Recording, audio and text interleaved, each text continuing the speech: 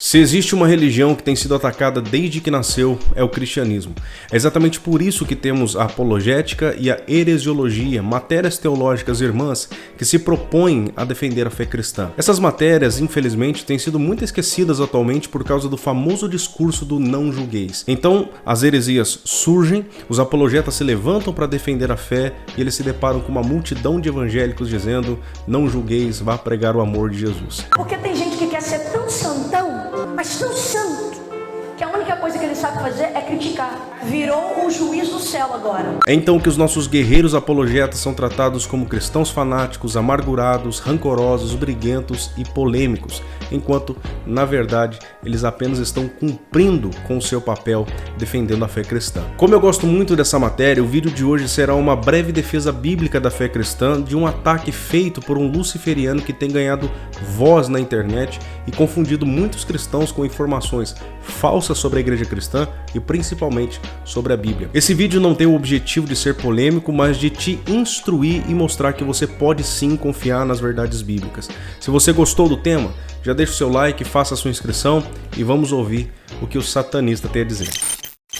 Por que você afirma que Jesus não é filho de Jeová? Não sou eu que faço essa afirmação não vem de mim. Essa afirmação é do próprio Jesus em um dos livros que foram descartados do cânone bíblico. Um dos livros que os membros do clero e os imperadores de Roma não queriam que as pessoas conhecessem. O livro secreto ou o Evangelho Apócrifo de João.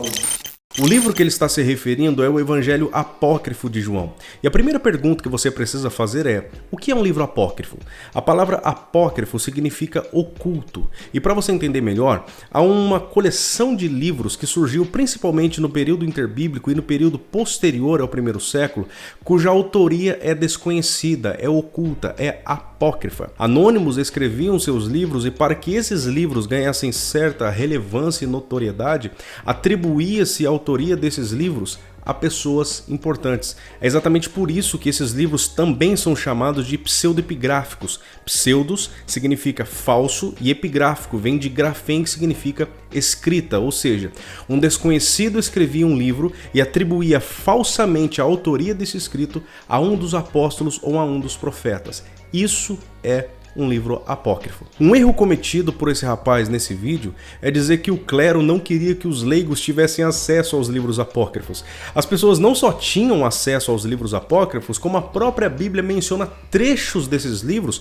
para efeito de exemplo e comparação. A própria Igreja Católica acrescentou 7 livros apócrifos ao seu cânon, e os protestantes só não os colocaram na Bíblia também porque ficaram com receio de que os leigos não soubessem diferenciar os apócrifos dos inspirados. A igreja nunca escondeu os apócrifos ou os retirou do cânon porque eles nunca fizeram parte dele. O que acontece é que a igreja não os aceitava como livros canônicos, inspirados, mas como meros livros populares que tinham certa importância histórica. E eles foram rejeitados não porque os líderes cristãos queriam malignamente manipular os leigos, mas porque haviam vários critérios de canonicidade para os livros neotestamentários. E dentre eles nós temos a autoria do livro, a universalidade do texto, a aceitação pela igreja como um todo e não só por parte da liderança, e a ausência de conteúdos heréticos, ou seja, os escritos precisavam ser ortodoxos. E um outro ponto a se observar é que o livro apócrifo de João foi escrito no segundo século,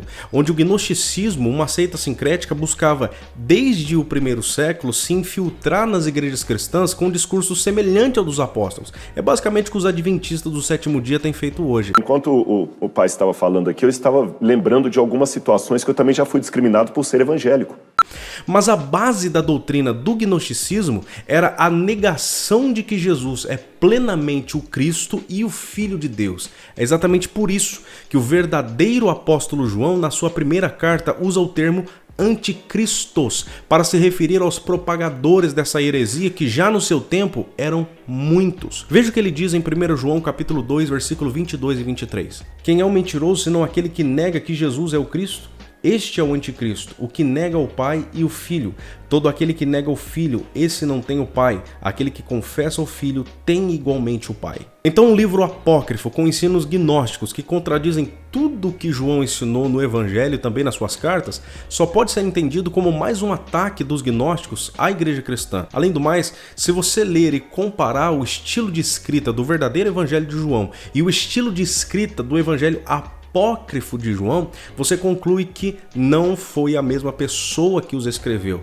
Então não dá para levar esse livro a sério. Mas eu quero rebater biblicamente a afirmação dele de que Jesus não é o Filho de Deus. Primeiro é interessante notar que o principal objetivo do verdadeiro Evangelho de João, esse que nós temos na Bíblia, é provar que Jesus é sim e de fato o Filho de Deus e que tendo nele fé, nós receberemos dele a vida eterna. Você percebe que o propósito do verdadeiro Evangelho de João se opõe ao propósito do apócrifo? O verdadeiro Evangelho tem o objetivo de provar que Jesus é o Filho de Deus, enquanto, segundo o satanista, o apócrifo afirma o contrário. E nós encontramos o propósito do verdadeiro Evangelho de João em João 20, versículo 31, que diz o seguinte: Estes, porém, foram escritos para que creiais que Jesus é o Cristo, o Filho de Deus, e para que crendo tenhais vida em seu nome. Esse rapaz ainda disse que Jesus, nesse livro apócrifo, apareceu a João e disse que não era o Filho de Deus.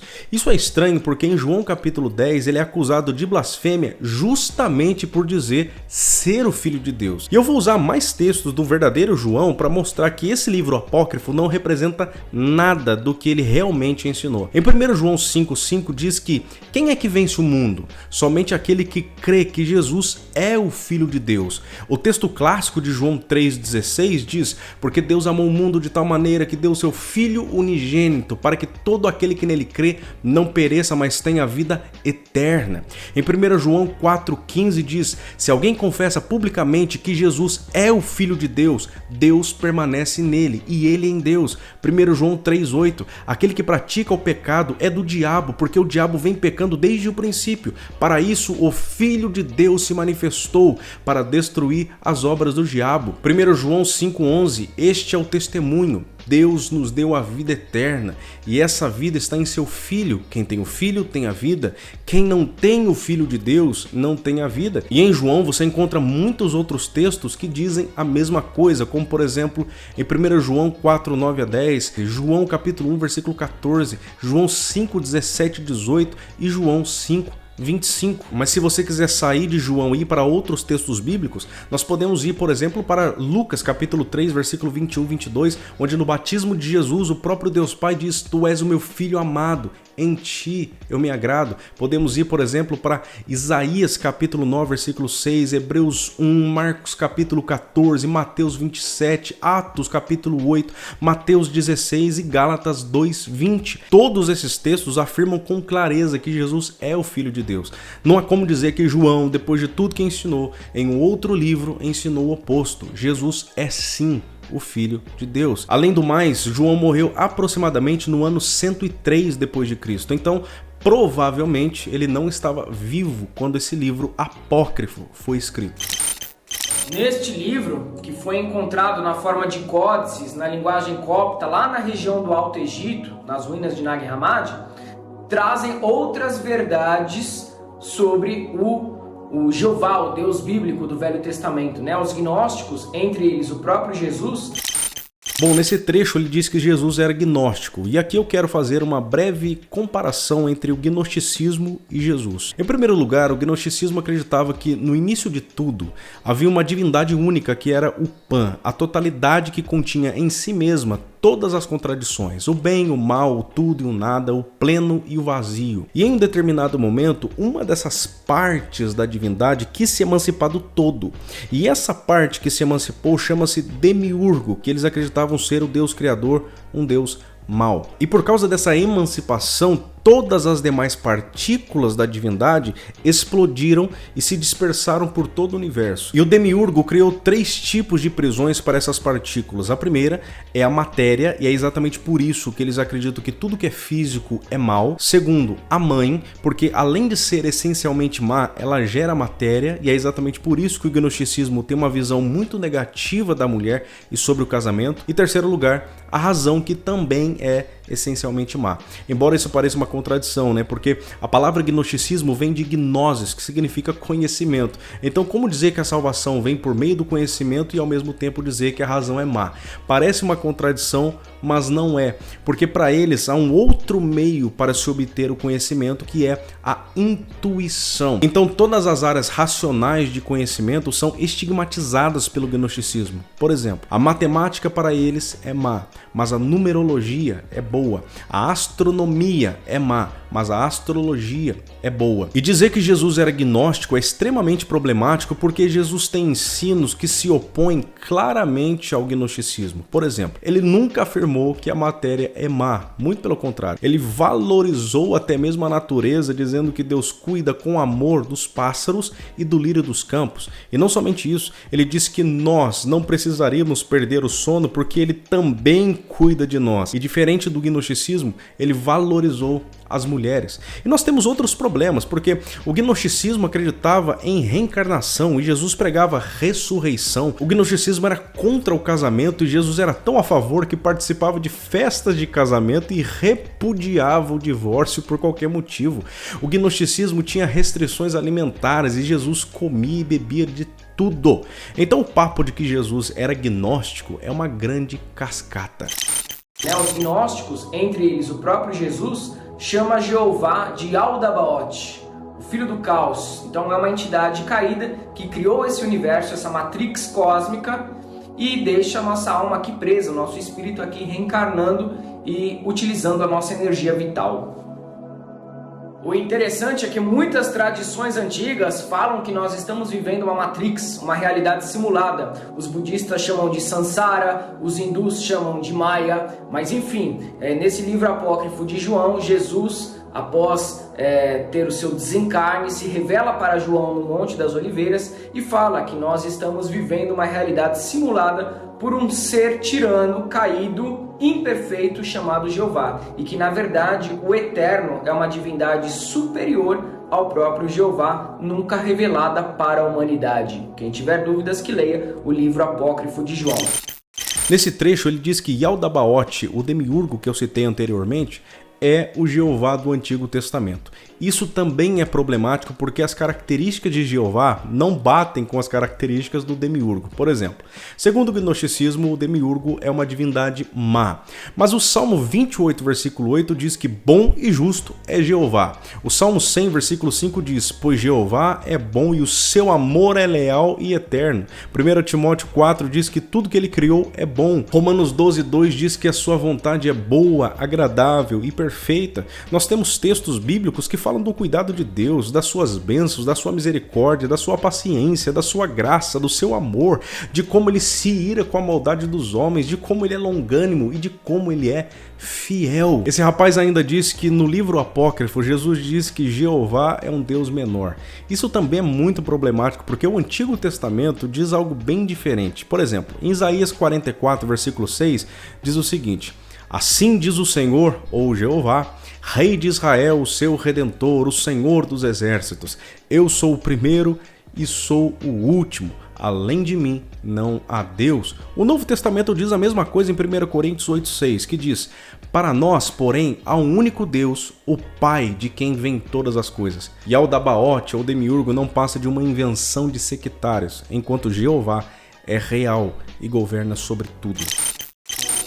Lúcifer, portanto, é uma entidade que não concorda com os planos maquiavélicos de Jeová para a humanidade, para o universo, e se afasta daquele modo opressor de existência dele e cria o seu próprio reino, que é para onde nós luciferianos iremos depois do nosso desencarne.